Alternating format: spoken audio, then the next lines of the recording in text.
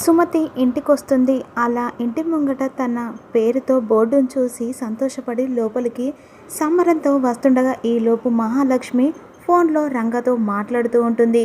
ఇక ప్లాన్ ఇచ్చింది నేను, సుమతిని చంపాలని ప్లాన్ చేసింది నేను.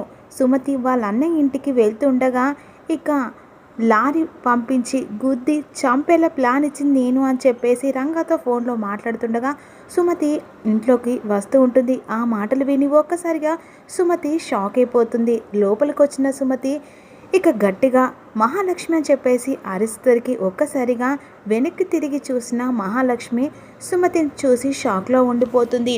ఇక వెంటనే సుమతి మాటలు విని అందరూ హాల్లోకి వస్తారు. జన సుమతిని చూసి షాక్ అయిపోతాడు.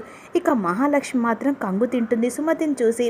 ఇక మరి మహాలక్ష్మి సుమతి ఎలా నిలదీసి తను చంపిన కారణం ఇదంతా బయటపడ్డ తర్వాత ఇక సీత ఎలాంటి నిర్ణయం తీసుకోబోతుంది, ఇక మహాలక్ష్మిని ఎలా ఆట ఆడియబోతుండే వచ్చే అప్కమింగ్లో మీరు తెలుసుకోవాలనుకుంటే ఇక వచ్చే ఎపిసోడ్లో తెలుసుకుందాం. మిస్ కాకుండా చిన్న లైక్ చేయండి.